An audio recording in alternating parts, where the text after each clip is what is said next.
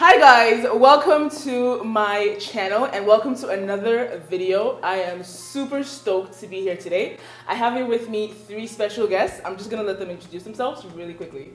Hi guys, my name is Nathaniel. Hello, my name is Ezekiel. I am Samuel. That's right. If you guys notice the pattern, okay, it's Nathaniel, Ezekiel, and Samuel. That's right. Hey, brothers, see? Alright. Yes. Alright, so we're here today to have a very important conversation, but before we dive into it, I just wanted to play a little game. And I think that this game will kind of help us, get to know our guests a little bit. So what will happen is, I'll ask a question. The name of the game is Never Have I Ever. And if you have done what I'm asking, have is showing the front of your phone. And then if the way you've done if you have done what I'm asking, a have is going to be the front of your phone. And if you haven't done it, it's going to be the back of your phone. Okay, guys?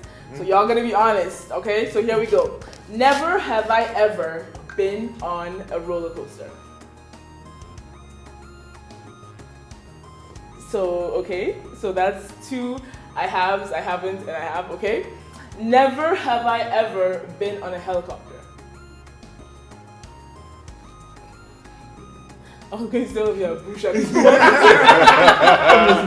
Helicopter to where? I don't know if this one is appropriate to ask, but just for the sake of humor, I might not eventually use it. Never have I ever clogged someone's toilet. Like you go to someone's house and blast the place. This is nuts. No, have you? No, be honest. And we have to be honest, right?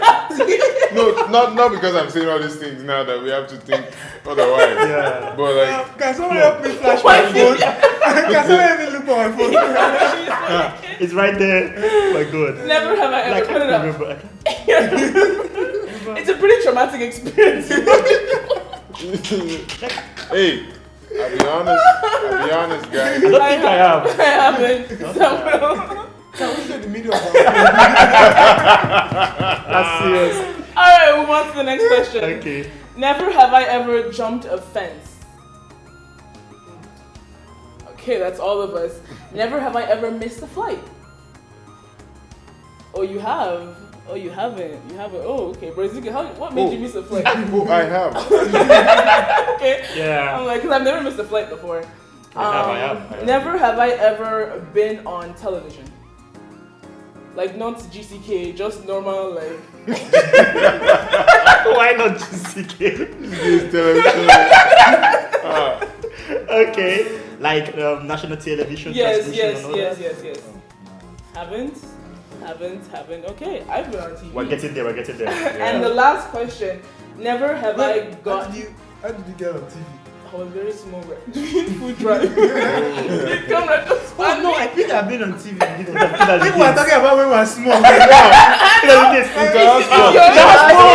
Oh, please. Good thing I even asked. Red house and blue house. We'll have the local stations for Alright. videos. Yeah. So this is the last one. Never have I gotten on the wrong bus. Story of some people's lives. In Canada. Alright guys.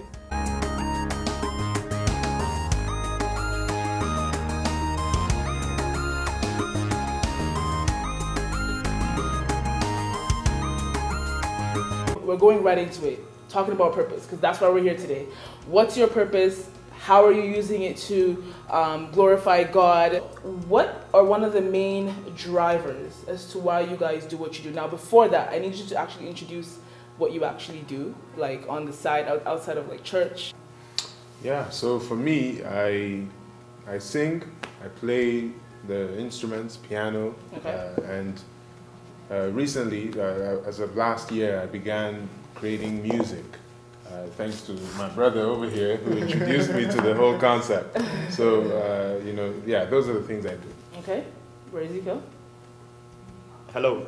For me, it's more on the creative end. So I have a zest for graphics design. So I do like I'm hobby graphic designer, but more video content. So video editing, cinematography, and related things. So I'm a video editor.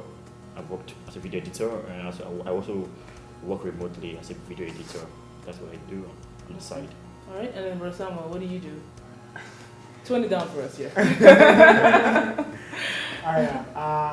So similar to Nathaniel, I'm into like music. Sometimes I say like music chose me because, okay, fun fact, the fifth in the family of six.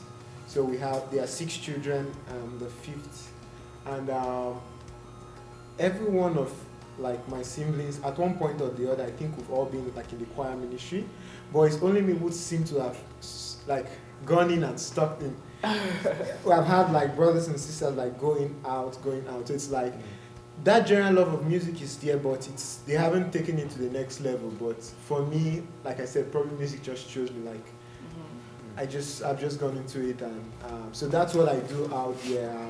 I do it as a hobby, and as well as in recent time I started to make some actual recordings. Okay, that's good. You know, one thing I want to address later on in this video is the fact that you mentioned that your inspiration at some point came from Brother Samuel, and that's so important because friendship matters, association matters. So we'll dive into that. Like, let's just remind ourselves to talk about that.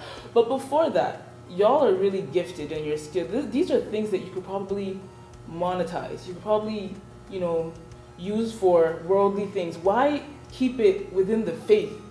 You know, why just, because nowadays when you go on YouTube and you go on all these videos, you find people just simply creating content. It's just simply entertain. So why do you guys choose to focus on faith-based content alone?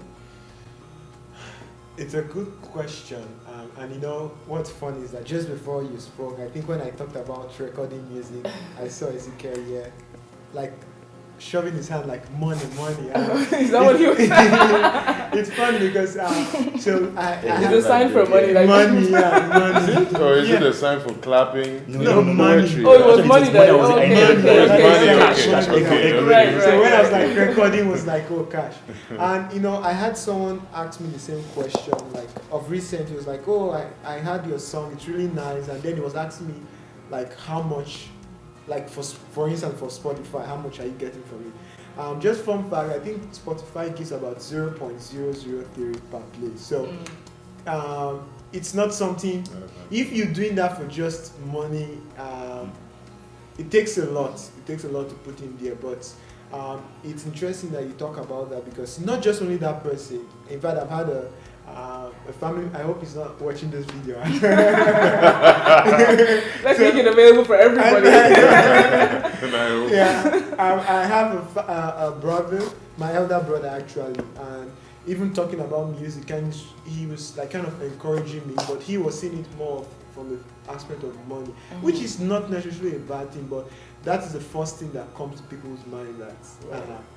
But you know, one of the reasons why you do it is like there's just that inner drive in you, and you know, when you were talking, Gomes, I could perfectly relate because you know sometimes looking at those contents that are created like online, in fact that's why at some point I choose to make content that I define, because I feel like if I want to just entertain people, there are 1,000 other people that will do it better than I can do it.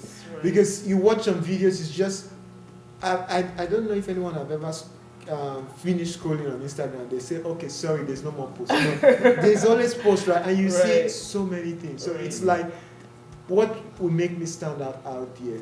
So you just make sure that what I'm doing, I have to believe in it. It's not just I just want to do it because there's 1,000 other people that will do it even better than you do it. So just believing in what you do, knowing that there's a purpose behind it, and knowing that God gives for a purpose. Just from what there was a point he made, and because the question you asked was why do this, and and then actually In the now faith. in the faith, like in Yes. the faith base, not looking at okay the world, look at what the benefits you can gain and the Right. and all that.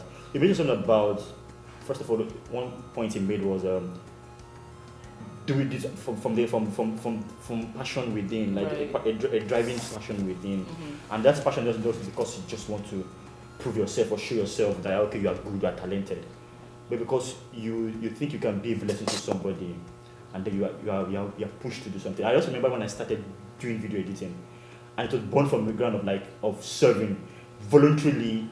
I just found myself, okay, it was in school, and we started a media group, and okay, and we came and we gathered, and already, okay, I knew that I loved design, and then it was just art and drawing. But I tried this video editing, and I saw that, okay, I saw an interest in it, and the passion was growing from there, and that drove more and more, drove me closer, and then I had this fun, and I became more passionate about video editing in general. Then for faith, I'll say purely from my background. Yeah, just to be frank. Yeah, okay. Yeah, born into a Christian family, and then building on from there. Then aside that, yes, knowing that okay, we did the point in time we met Christ, and then this time around you're not living your life not just for living sake, but as Chia said, you're living the life to fulfill your purpose. Okay. So you're now adding your talent, your skill, to accomplish that. Yeah, there was something I wanted to say. Like you talked about the point where you then accepted Christ as also being pivotal, because Very for me, I know there was a time when I think I was still young. I was probably early teens, and I was looking up to idols out of the outside faith. of the church. You know, I knew that I could play instruments. I knew that music is something that I, by God's grace, have that talent. But I was looking at these people and, you know, wow, I'd like to, you know, have that, you know, that kind of thing. But I thank God that somehow God prevented me from pushing myself to that point where I would have almost been, you know, pushing in that direction. Yeah. You know, but I thank God because when I truly then found Christ and found that wholeness in Him, these songs, especially after the first song, which I released, which was for my wife, I released the song, and of course, The first one. the first one. His wife unlocked his potential. You know what's funny was that Nathaniel was like, we had a conversation, and Nathaniel was like, I can't remember exactly, but it was like, we're talking about making music together, and Nathaniel was like, oh yeah, you just write the song, I will sing it. He was trying to say he cannot write songs, like, don't worry, because he was willing to work with, we're willing to work together. It was like, okay. and it's like someone presenting themselves like, oh, I cannot write song, but just write song, I will sing it. Only for him to write this song for his wife, and he said, he was like, no, this guy is killing me. Because I like listening to the lyrics of the song. I listened to the lyrics of the song. I was like, you see this guy that said he cannot write song? And after then, I started to pressure him. Sometimes if I write, I say, can you work on verse 2? I wouldn't take any excuse that I can't write song again because I know that he can. Yeah, Right? potential. Yes, it's just inside. And I'm gonna just switch gears here and really address this issue of companionship, partnership, because I keep hearing that it's a resonating fact that you're pushing him, he's inspiring me. Why is it so important though for us to have, you know, a support system, especially in this ministry or in this calling, you know, to keep doing it? Okay. So, you know, we are all believers, and Right. we trust the Bible. We've read of people who did very well in ministry because of their companionship. We Right. see Paul took Timothy and cared for him, and there was that building up and support. I came into music, you know, not having any idea how to create music and things like that, but I had seen an example Right. in my brother Samuel, right? And you know, I realized, you know what, why don't I build that friendship? And Right. again, I'm going to point to my wife, who It's still suggested companionship, it's you still know? It companionship. matters, yes. My wife, who suggested that, you know, I, you know, kind of build that more of that relationship with godly brethren around us. And that's how we went to that single seminar, and then we really then built that friendship. Started from there, and then he became my best man. And so a lot of things happened. You know? And I've seen the help, because there was a time we were praying together about this calling of ours, music, and it just really shows that when you have someone who you can, it says iron sharpeneth iron, right? Definitely. If you put yourself with people who don't have the same goal in faith, they're not born again, they don't know Christ, then it will just push you the other way. The fire as Exactly. Well. Yeah. So, Ezekiel, what about yourself? What were some inspirations that you had, aside from what you had mentioned, the start up a church and everything like that? Anything else, anyone else that kind of pushed you in the direction of video editing? Okay, I just made that statement to anybody else, and it seems like I haven't given it a second thought, but this just popped into my head. Yeah. I think it's my elder brother. Yeah. Okay. So somehow like what we're doing. Okay, yeah. I'll just establish that he's way older than I am.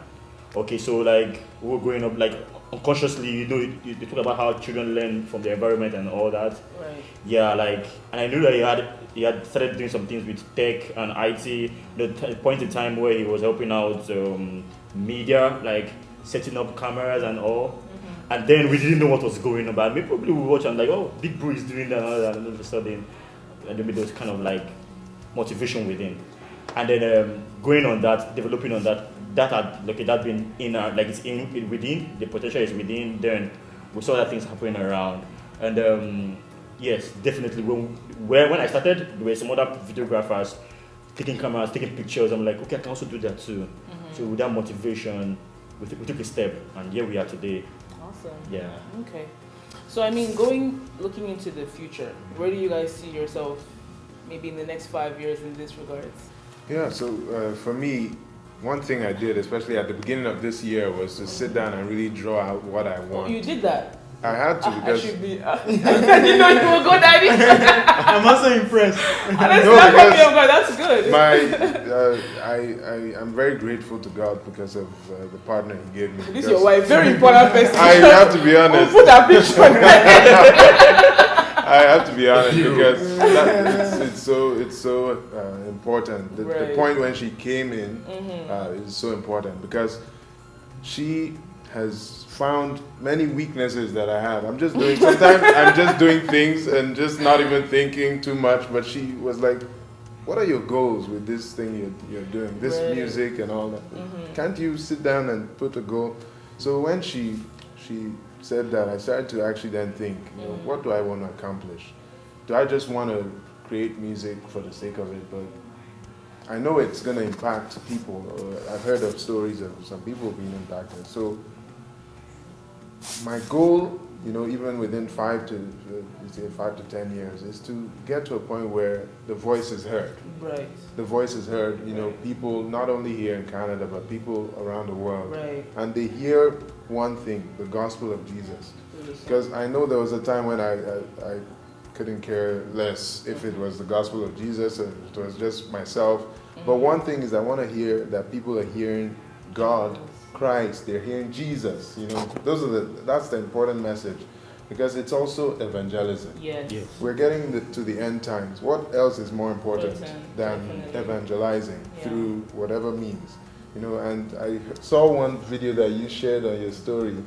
I think it was talking about how in this time, people will be reaching the world through creative means, not through preaching sermons, but through, maybe a skit or something that has a message that can get people. Otherwise, other than maybe a message in a especially church. because people's attention spans are just shrinking these days. So if it's not coming through a song or a short skit, you know what I mean? They're quick to tune off.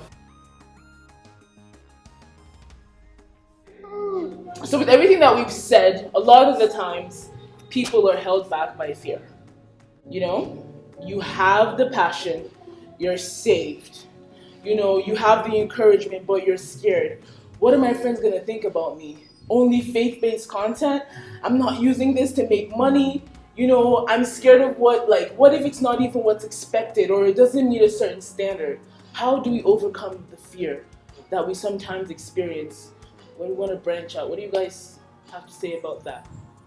If you try, you either fail and you succeed. Mm. But if you don't try, you fail automatically. Okay, right. So, failure Yeah. makes you grow. Right.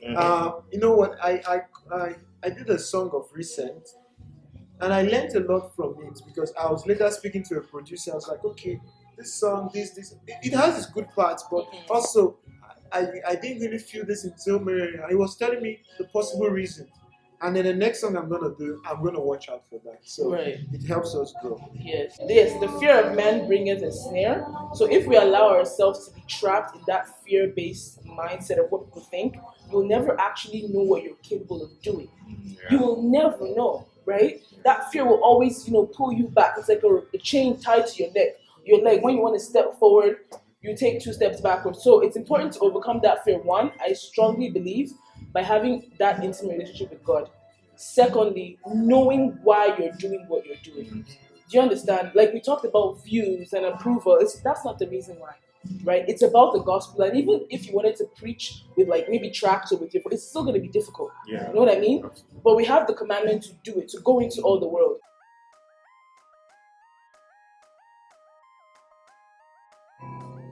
Yeah, I think one word that is on my heart is, or a question which I want to throw out to you that might be watching, is what do you want to be known for? And that's a question that is thrown out there, but I'm hoping it's thrown to a mind that is actually thinking, I want to be significant. I don't want to be another Joe or Jill that existed on the earth. Because when you have that as a thing that you're thinking about, you don't care what people think. Right. You don't think, okay, because at the end of the day, they will know that you did that. And what was that? Was it something that was just, meaningless, or it had a meaning? And that would drive you, because even that should help people who are afraid of what people would think. If you step out in search of your purpose, or if you step out in pushing your purpose, that should quieten that fear of people and what they would think.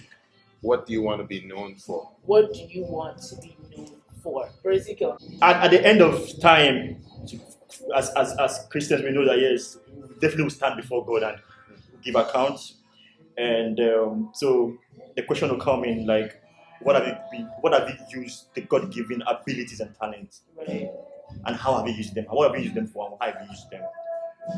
Will you be the fruitful servant or your fruitful servant? I pray that God will help you to put your heart to this and say that despite the limitations, despite the fear, and I'm going to rise up today, and I'm going to ensure that I use this talent to serve God, because at the end I'm going to give account for it. Thank you. So one of the quotes that kind of stuck with me and I've carried along, I remember somebody saying that our talent is God's gift to us, and the way we use our gifts, the way we use that talent is our gifts back to God. So whatever God puts in you, that's His gift. It's like, I'm offering you this as a gift. When you use it for Him, you're offering Him back and say, okay, I'm giving you back a gift. So, and we have basically two responsibility. Our talents, the way we use it to serve the church and to the world. Sometimes we talk about talent, it's not just only to the church. Like it's even we've been able to do this under lights, thanks to I think it's Michael Faraday or so. Like the life we live today, you switch on your light, is because of someone used that talent, what they had, because you just go in. Like life is more comfortable for you because of somebody decided to put their talent to use. And do you know that a lot of the inventors back in those days were mostly Christians? Yeah. Yes. So that says a lot. Yeah. So it's not just like for the fact that you want to just necessarily create. You can actually change the world. Yeah. You can actually change the world. So it's so easy for us to look down on ourselves and be like, oh, little me. Yeah. Like I can't be as big as you're not in the lane of Chris Tomlin. You're in your own lane. So Chris Tomlin probably has fulfilled. But like we mentioned earlier, there are people that have been assigned to your ministry, assigned to your calling. So if you're busy comparing yourself, you will miss out. So these are things that we need to do. It's expected of us. Because we'll be like that servant that buried it and say, my Oga is a very mean man. I know that if I should use this thing, you know what I mean? So it's so important that by the grace of God, we'll overcome any sort of fear, any sort of thing holding us back, and be free to serve God in fullness of joy, gladness, and the rewards will come rushing our way in Jesus' name. So we're going to dive right into a song.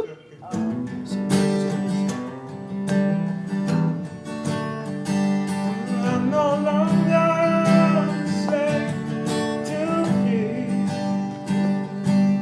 I am a child of God.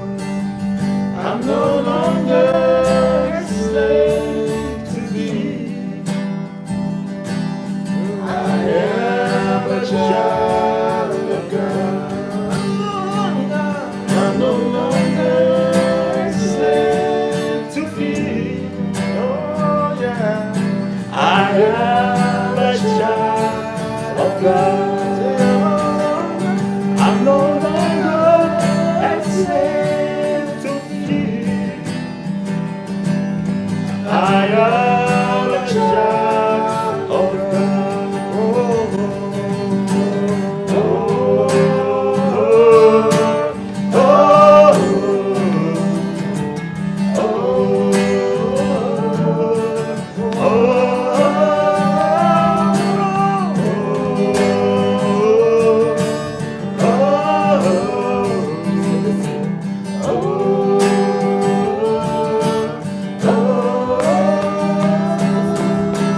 You speak the sea so I can walk right through it. My knees are drowned in perfect love. You rescue me so I can stand and say, I am a child of God. I am a child of God. You speak the sea so I can walk right through it. My tears are drowned in perfect love. You rescue me so I can stand and say, I am a child of God. Oh, I am a child of God. Yes, I am a child of God. I am a child of God. Amen. Amen. We pray for the grace over your life to go out there and do as the Master has commissioned you. Amen. Have Amen. a blessed week, guys. Thanks for watching. Bye. Bye.